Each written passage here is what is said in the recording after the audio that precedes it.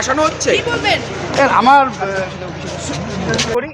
আমাদের সেনাপতি অভিষেক বন্দ্যোপাধ্যায়ের আমার আর আইন শৃঙ্খলার উপর যথেষ্ট ভরসা আছে, দেখা যাবে।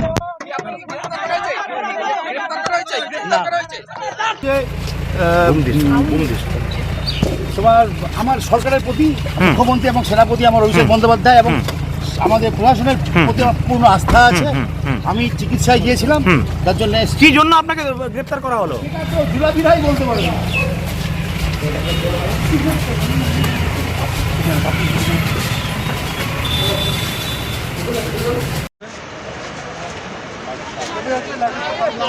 কালকে পেয়ে যাবেন।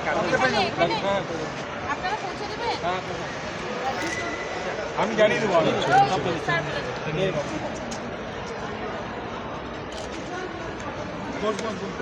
দিদি কি মনে হচ্ছে, আপনার বাবাকে কি ফাঁসানো হচ্ছে, এটাই বলেন।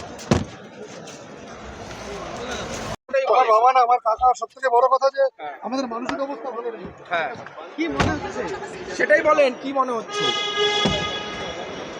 তাকে কি গ্রেপ্তার করা হলো? তাকে কি ফাঁসানো হচ্ছে, কি মনে হচ্ছে এটাই বলেন দাদা।